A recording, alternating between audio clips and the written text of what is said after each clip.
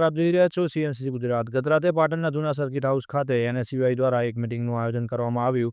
જે મિટિંગમાં પાટણ ઉત્તર ગુજરાત યુનિવર્સિટીમાં થોડા સમયથી એક મુદ્દો ચર્ચાનો વિષય બન્યો હતો, જેમાં હોસ્ટેલમાં વિદ્યાર્થીઓ દ્વારા દારૂની મહેફિલ કરતા જોવા મળ્યા હતા. ત્યારબાદ આ અનુસંધાને ફરિયાદ કરવામાં આવી હતી, પરંતુ છે છતાં પણ કોઈપણ પ્રકારના પગલાં ન લેતા હવે પાટણ એનએસયુઆઈ દ્વારા પાટણમાં ભૂખ હડતાળ કરવાની ચીમકી ઉચ્ચારવામાં આવી હતી. તો સોમવારે આ મિટિંગ કેટલી સફળ નીવડે છે તે જરૂરથી ખબર પડશે. વધુ વિગત આપણે એનએસયુઆઈના જિલ્લા પ્રમુખ દાદુસિંહ ઠાકોર જોડેથી મેળવી.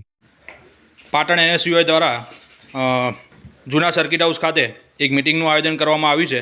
અમારી સાથે દાદુસિંહ ઠાકોર જોડાયેલા છે, એનએસયુઆઈના જિલ્લા પ્રમુખ અમારી સાથે જોડાયેલા છે. તો દાદુસિંહ, તમે કયા અનુસંધાને અહીંયા સર્કિટ હાઉસમાં મિટિંગનું આયોજન કરેલ છે? થોડા દિવસ પહેલાં ઉત્તર ગુજરાત યુનિવર્સિટી ખાતે જે ફૂટબોલની ટીમ યુનિવર્સિટી ખાતે બાસ્કેટબોલની ટીમ જે યુનિવર્સિટી ખાતે આવેલી હતી, તેમાં દારૂ પીધેલી હાલતમાં જે ખેલાડીઓ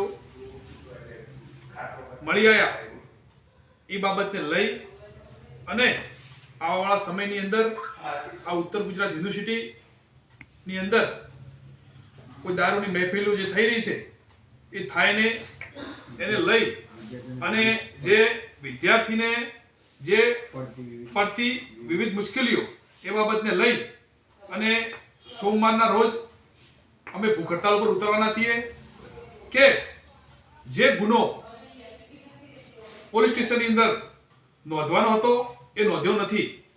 આ બાબતમાં લઈ અને વિદ્યાર્થીઓમાં રોષ છે કે ખરેખર આની સલામતી વિદ્યાર્થીઓ જે યુનિવર્સિટીની અંદર ભણવા મૂકે છે મા બાપ, તો ખરેખર જો આ ગાંધી ચિંતાના માર્ગે જે વાત આ દિવસ સુધી ચલાવી રહ્યા હતા પણ ત્યાં સુધી અહીં ગુનો દાખલ કર્યો નથી, એટલે તમામ વિદ્યાર્થીઓ યુનિવર્સિટી ખાતે સોમવારના ભૂખ હડતાળ ઉપર ઉતરવાના છે.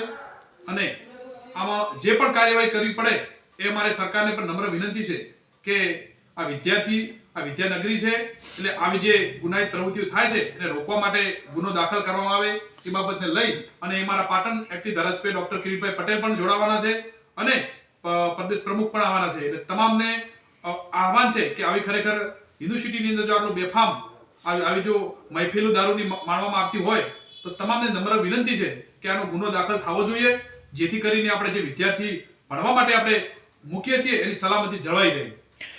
તમારા અનુસાર શું પહેલાં પણ આવા પ્રશ્નો અગાઉ આવી ઘટનાઓ બનેલી છે યુનિવર્સિટી ખાતે? આગળ થોડા સમય પહેલાં જ નવરાત્રિ થઈ એના 3-4 દિવસ પહેલાં જ ત્યાં દારૂની ખાલી બોટલો પકડાઈ હતી. અમે કુલપતિને રજૂઆત પણ કરેલી છે.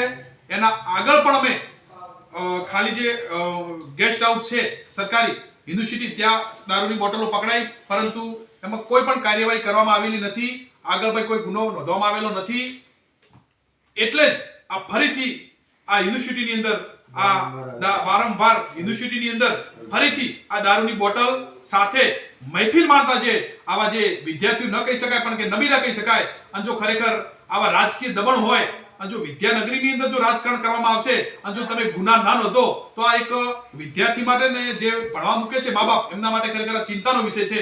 એટલે આ ચિંતાનો વિષય છે એ અનુસંધાને લઈ અને અમે ભૂખ હડતાળ ઉપર સોમવારના ઉતરવાના છે તમામ વિદ્યાર્થીઓ. તો અગાઉ પણ આવી ઘટનાઓ તમારા અનુસાર બની ગયેલી છે, પણ યુનિવર્સિટી દ્વારા કે પોલીસ દ્વારા કોઈ પણ પ્રકારની કાર્યવાહી કરવામાં આવી નથી?